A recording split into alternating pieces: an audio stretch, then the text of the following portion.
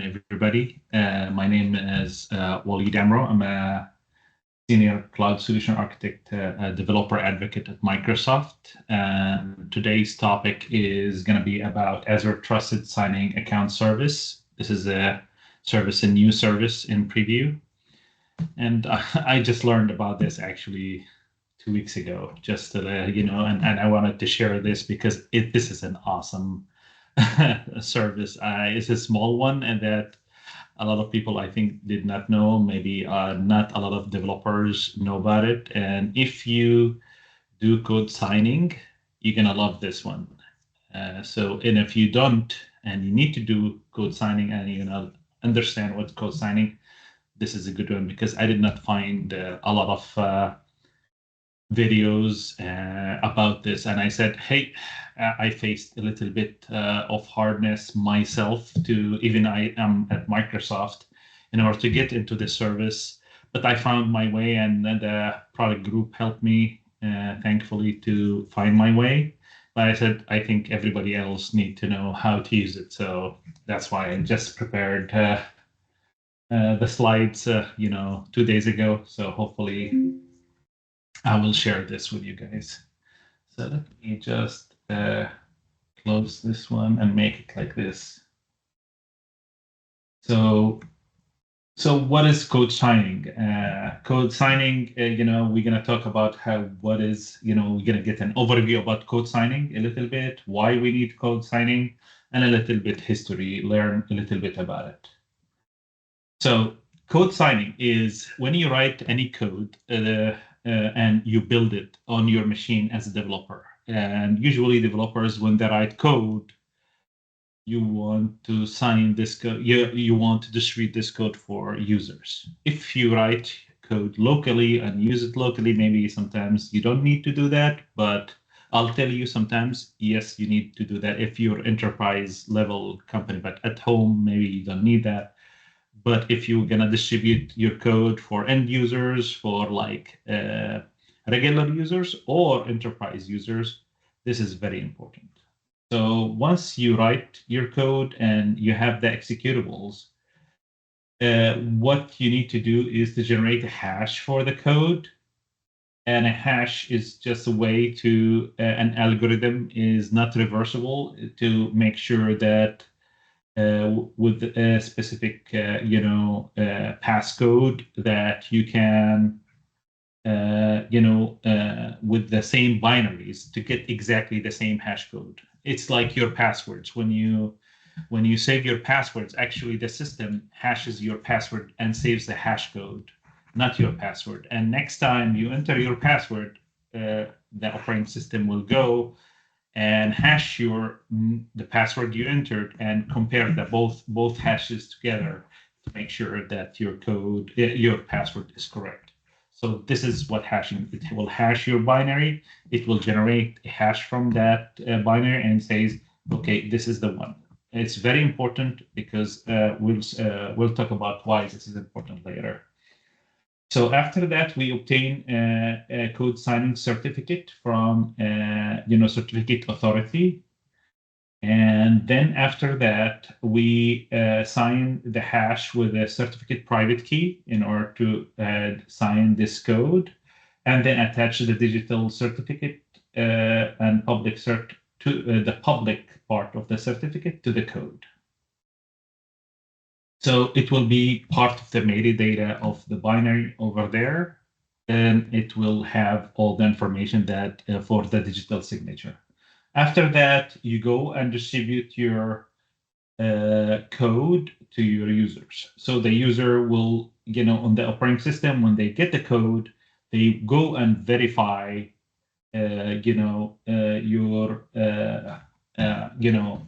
your certificate CA, and it will check, part of the CA. It will use the public key in order to decrypt the certificate and make sure that the CA is valid and the signature is valid and the code is unchanged as well. If it is correct, then it will not complain to you, and now it is working fine. Otherwise, possible code tampering or expired certificate or untrusted source of the of this code. So it will complain about something. So let me show you a little bit. Actually, let me go to Azure a little bit over here and go to my storage over here, code signing, because I created a file that is not signed actually in my container here. And I put over here, let me go and copy URL and let me just download. This is an executable, does not have a digital signature over here. Look at this. It will tell you, hey, this is unsafe file. I don't know if you've seen this before or not. Maybe you just ignored it and say keep or say hey or delete because it did not verify the digital signature. If you say if you download any file from the internet and from untrusted source and you do this, by the way, this is dangerous. That means this file is not trusted and you might have issues with that. So be aware about this. So I just wanted to show you this way to understand what is code signing. Of course, if the code is signed, then you will not get this one and that's it, and you install. That means, this is from a trusted company and you can go back to that company and understand, which company. Does not mean the code is not bad or is a bad one, but it means it's signed and we can track which company that did this. I just want to make sure that you understand security here. So why we need it? Authenticity. This confirmed software was created by a publisher. Like this code was done by Microsoft, then it is by Microsoft, and we can verify this part of the certificate authority. Integrity. Make sure nobody changed the code, because you might get, I don't know if, in some websites you can go get a bootlegged software, cracked software or something, and you go and download it over there, and they can put potentially harmful software. That's why don't do this. It's not because you can, make this company rich or something. The problem is people want you to use that for free because they can put like Trojan horse or some type of bad software to get control of your computer or to spy on you or to do something. So that's why if you change one bit on this file, it will tell you that, hey, this one is not good. Why? Because of the hashing algorithm we talked about at the beginning. So this is very important actually, and this is how your customer can trust you for this code, because now it's signed from your company, and when the validation is correct, it will tell you that, hey, this is valid exactly with the certificate you signed with from Microsoft. Compliance and industry standards. A lot of companies like Microsoft, Apple, and Android enforce you to do this for any drivers, any software. Otherwise, you can put some controls in Windows not to accept anything unsigned, but it's a little bit lax right now, and it will just warn you and it would allow you. So if you get a driver to install something and it will tell you, hey, this is not signed, this is dangerous, it will give you the chance to install it, but you can have a Windows setting not to allow that, and some companies actually enforce that. So sometimes it is essential to do that. Otherwise, your software cannot be distributed to those companies who enforce not receiving anything unsigned. Reputation protection. This to make sure that if from antiviruses and operating system security system, they could flag your company. Like a software, for example, if your company is distributing software, doing whatever software that you install to Windows or Apple or Android, and they found some problem, sometimes if it's not signed, they flag it as dangerous and they quarantine it right away. So in order not to do this, you have to sign it, because now the software, like the antivirus, will say, this is signed, it will verify the signature, and this is a sign, this is good company. Okay, and let me put it. And so this is very important. Also, security warning, which is the one that we've seen. You don't want every time to, you have an update for your software, your customer downloads it, and they say, "Hey, unknown publisher" and stuff. It will look really bad for your company, and say, "Oh, what is this?" And they say, "Why it's always warning me? You're the only company that's sending me files, and it warns me for every time I download something." So it will, show the mistrust a little bit. Okay, so history, a little bit history about this. It started, in 1995. They used it, for downloadables and application code on the web, and then in the late 90s started to, to do for like some Windows software and Java applets. I don't know if some people here old enough like me to know what Java applets are. And, also in early 2000, it started to widely spread on multiple operating systems, even in Linux and Mac OS, active controls, if you know what they are, and other applications, and started now mobile platforms start to adopt them as well for Google Play and Apple Store. And then right now it's within, also DevSecOps. It's part of the sec to say secure part to make sure that you're code signing within actually to support the zero trust architecture as well, because you need to put it in the supply chain as well. All right. So this is about code signing. So code signing was before this, because before the Azure Trusted Signing account service. Because before that one, you had to go and apply for a certificate and renew the certificate. So what does this one do for us? So the Azure Trusted Service, it is, a secure, it's a secure service for code signing, especially for code signing, and it has a little bit enhancements, and it will protect you from code tampering as well, and it makes your life easier. And I'm going to show you how to do this actually. So we talked about the importance of code signing over here, and it covers all of this, and it's enterprise level service. So the major key benefits for this service, it's fully managed code signing service on Azure, and it's secure key management. It takes care of a lot and abstracts a lot of your complexity for you. Integrated developer tool sets. We're gonna look at this tool set, and one of the tool sets that we're gonna look at, auto code signing certificate renewal. This is very important. It's for me, this is the most bug. Before joining Microsoft, we used to write software. When we used to sign code, that was that is like, oh, I have to go and renew the certificate and redo it and remember how to do it back again. And so this one makes your life easier. It does this automatic while you're just paying. And by the way, one of the good things, it's cheaper. This is cheaper than all signing certificates outside. So, this is like costs around $100 to $120 per year, which is the others cost around 400, something like this.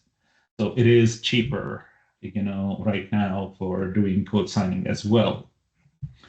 Flexible trust models, and we'll talk about this built-in timestamping, because sometimes if you sign your code and after, let's say you cancel your certificates after a year or something, and a customer gets your old version, it's still valid even it was long time ago. So we take care of that as well.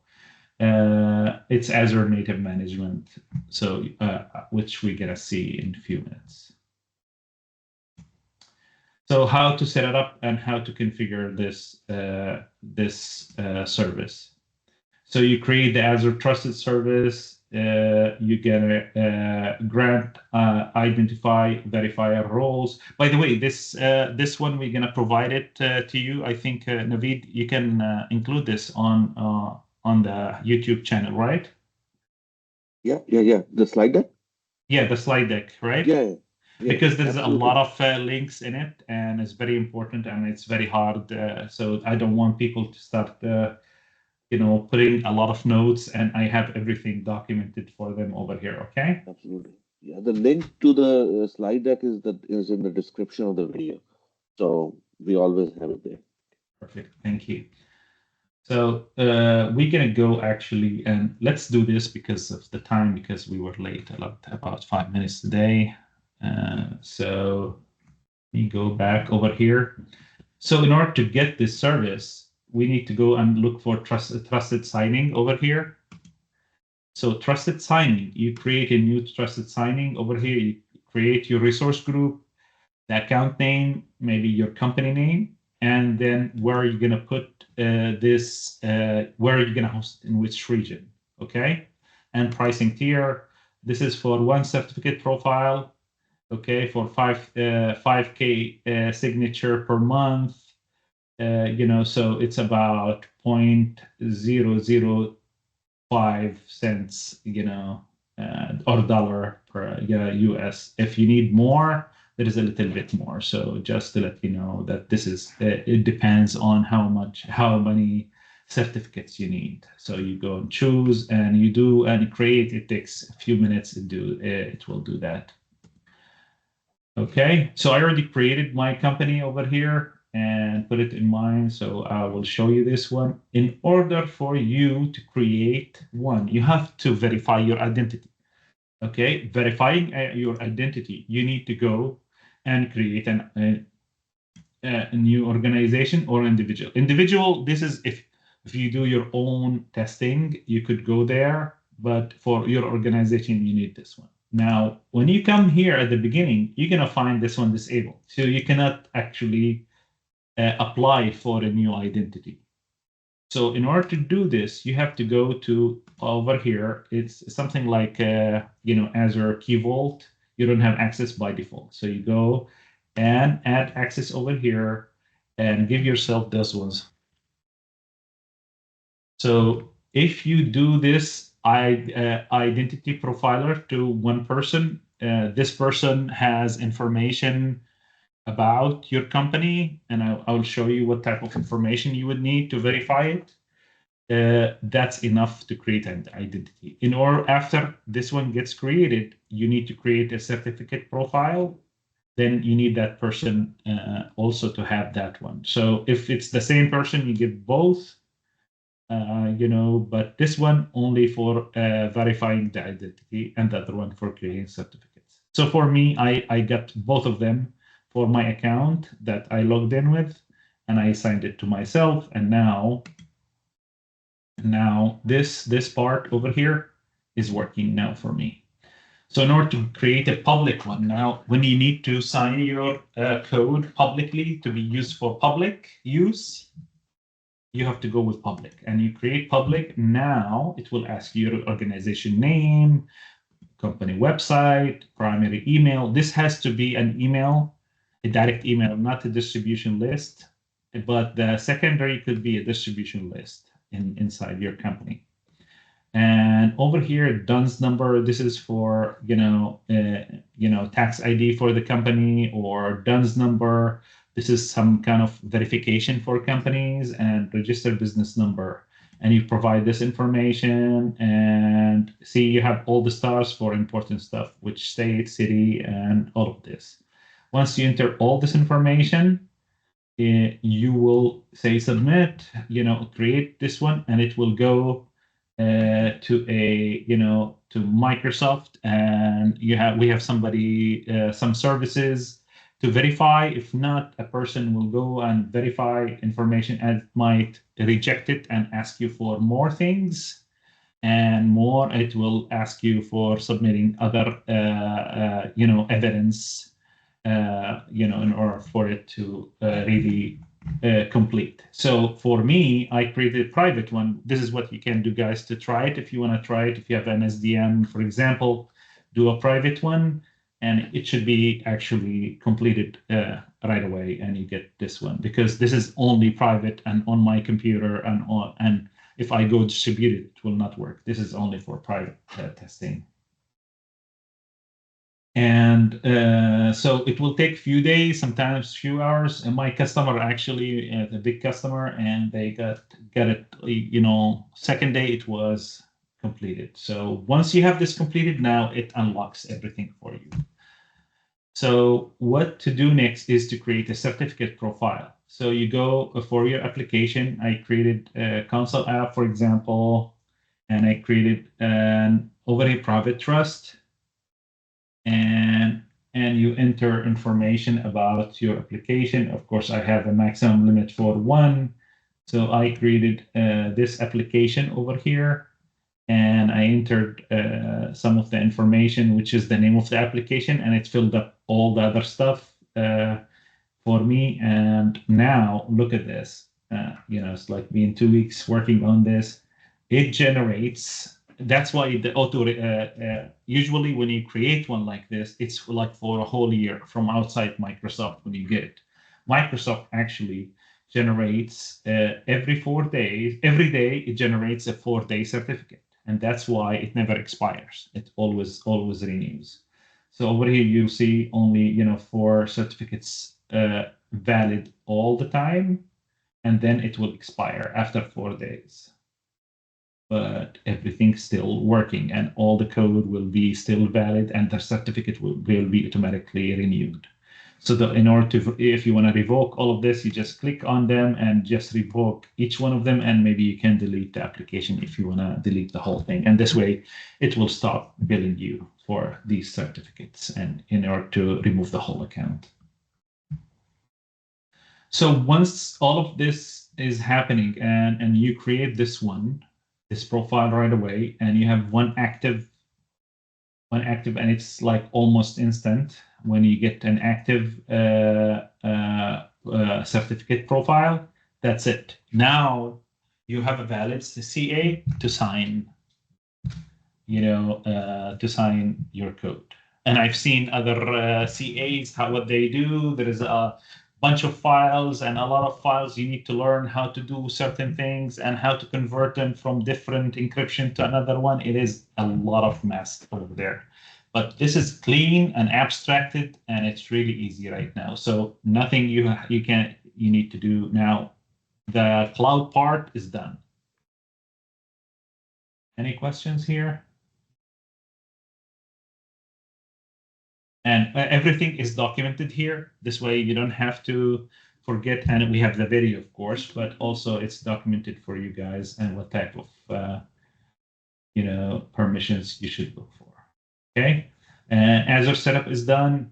Trusted account created. Trusted role granted Azure. Okay. And you need an organization identified, this identified and verified, and certificate profile activate. So now you're ready from the cloud side. That's it.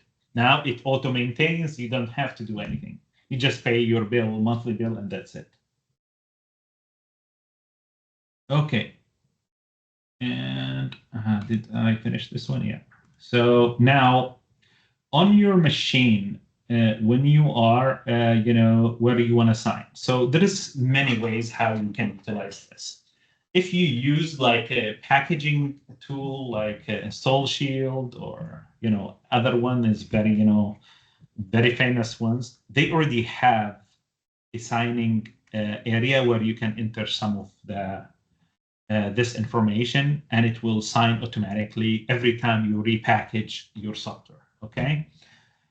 But I want to show over here how to do this actually in manually.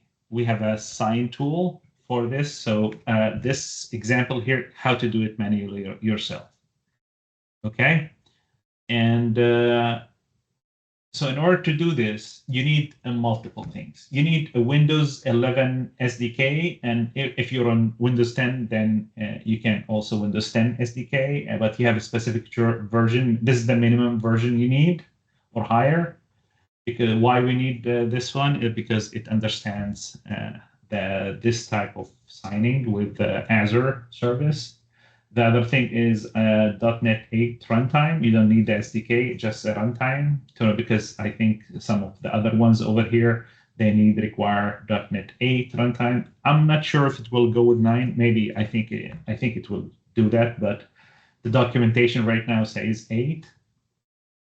And we need the Microsoft Visual C++ redistributable 2015, 14.4 or higher. And you need the trusted client lib. Of course, also you need the latest version of Azure CLI. This way you can run and connect those tools to connect to the cloud and do all of this.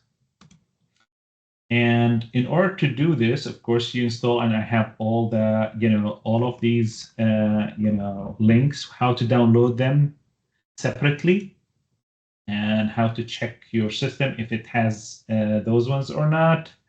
And I'm going to go faster because we're almost out of time. I'm sorry if, Naveed, is it okay to go over a little bit? Yes, please, go ahead. Yeah, I Okay. mean, folks, as you know, this call will be recorded. So if you drop off, for the meeting, that's okay. If you want to stay, that's great. But, this meeting is recorded. So we will have this in the recording as well. Please go ahead. Thank you. So over here, also how to download the library from, how to get those tools, everything. But if you want, you have a bundle. The team created a bundle over here, how you can install all this trusted signing tool automatically, all of them, all the previous ones, all together in one place. Okay, you could use this MSI file, or you have a setup file. You just use one, or you can use Winget. Remember, use one of the methods. You don't have to go and download each one of them. Of course, you need to be administrative to have administrative permissions to deploy those ones as well. Okay, so you need to find the signing tool. Make sure you find, which path it installed. For me, with 11, it was this path. It's the same because those SDKs, they install in the same path. So I go there into that path to run from it to make sure, because I found out that sometimes, because I'm a developer, so I installed all the years a lot of SDKs for Windows, and I have like 8 different SDKs. So I wanted to make sure I'm on the latest. So I found that one and went there, and I use a specific bit. So you go either x86 or x64. And very important also when you're referring, there is another thing in the signing tool that you need to do, is to do also when you go to this code signing DLL, also to be 64-bit. So if you use over here 32-bit, you have to use the 32-bit DLL. Otherwise, if you use 64, use the 64. You cannot mix and match. Make sure that both of them are the same. Another thing very important to create, we need to create a JSON file. It has the endpoint, and the endpoint actually is coming from here. So I can go over here. This is the endpoint for my, trusted account signing. And then I need the code signing account name and the certificate profile name. And let me show you over here. So I will go over here, and this is the one, the profile name, Contoso, and over here is the name of my application with Contoso app. Okay. So it took me some time to understand because it does not say any place. This is the account name. So I was looking, where's the account name? Where's the account name? And it's not there. It's not obvious, but this is the value. And correlation ID if you want to connect multiple certificates together. So for now, just leave it open. So save that file and name it whatever you want. You could just name it, metadata.json, whatever. Just, I put it like this and save it any place you want.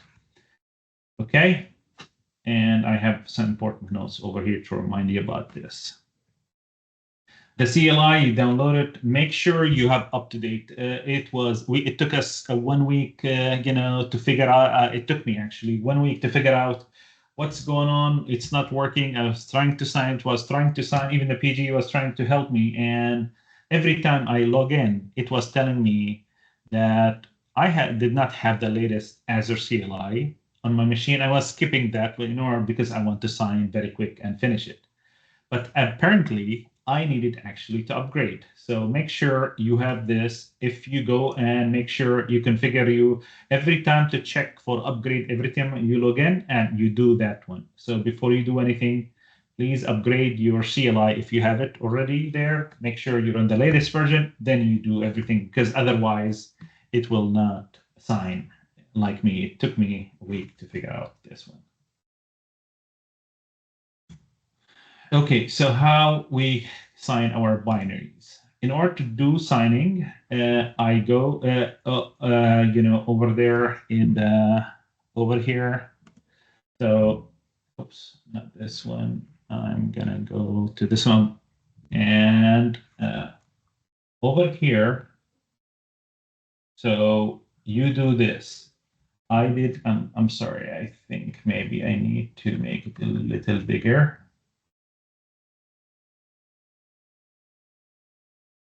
And I go to this route, for the SDK, and because it has a signing tool, and I'm PowerShell here as administrator. I did not try it without administrator, but so maybe you don't need an administrator, I think, but I put it like this. And to do a sign and debug to show any problems and what type of hashing algorithm to use. And then I put the timestamp server to use for timestamping this one. And over here, we use this dlib. Remember over here, the x64. And I downloaded this manually from the GitHub repo in order for the NuGet. From the NuGet. And I know what it is, the latest version of that one. And I went there and downloaded this DLL. This is the code signing DLL. And then over here, what is the metadata that I'm using that I need to, which server to talk to and which certificate. And before I do this, I did an easy login, by the way, and selected the correct subscription. Okay, before of all of this, because I needed a connection, because otherwise, if you don't have a connection and you don't have the permission to talk to the certificate, your user that you logged in with, then you cannot do this. So in order to do this, you just click, you can sign DLLs or executable. Okay, and what you need to do now, it just communicates now with the server. It's like, okay, it submitted all of these things, submitting digest for signing, and it's using, this is the version of the signing to the dlib over here. And now it took just 11 seconds and say, hey, I already signed it for you. So now it put a signature for me. So let's see, what did it actually do? So so the unsigned one, I have an unsigned folder. Right click on this one and look at the property and look at the digital signature. If you see over here, this is normally when you create the executable, has no digital signature over here. So I signed another one over here and the same file, and I signed this one. And now if I go digital, and you'll find it, oh, it already has something, and I can click on it. And if you can see a view certificate over here, and now I have all the certificate and the certificate path. You can go, it's going to Microsoft Enterprise Identity, and the certificate is okay over here. So this is how we do it. And I also signed before, the DLLs as well. So same thing over here, digital signature. Also, this is the same certificate. I used it, and look at this. And also now all my code is working, and it works exactly the same, no problem, just only now it is assigned. And if you go and download now, it works, but maybe it does not, because I use private. If you use public, you test it again, you put it outside and you bring it back, and then it will it will not complain again that you have a untrusted code like we've seen at the beginning. Alrighty, so this is also how to verify success and make sure everything looks good. And I put all the arrows for you to understand. And I'm going to put a little bit more resources here before I send it to you, Naveed. So I'm sorry, it took me a little bit more time, but I hope you benefit from this. And if you have any question, please let me know. Great, thank you, Waleed. And just folks, remember this. For all of our sessions in the on-demand, the link to the slide deck, if there is a slide deck, is in the description. So, any questions for Waleed? Hi, Marco. I have a quick question. Maybe you mentioned before, but it's possible store in a key vault, right? The trusted signing certificate. It's possible using a key vault to store. If it's not managed here. This is for outside managed, certificates from another CAs. Okay. Oh, okay. Okay, so that's perfect. This is all managed completely. All the certificates are in the background, managed by the service. You don't see them, you don't access them. It's totally managed service. It's total managed service. Okay, that's and it's that's not perfect. SSL certificates for your website. This is for only code signing. And I asked them, please do the same thing for websites, because this is the #1 ask from a lot of customers, because the SSL certificate management is really hard. Yeah. If they can make it the same for all the websites, oh my, it's going to be a game changer. Yeah, exactly. It's more simple. It's much better. Okay, that's fine. Thank you. No worries. Thank you for the question. Anybody else? I hope you benefited from this. I really appreciate it. Thank you, Naveed. Thank you. Thank you, folks.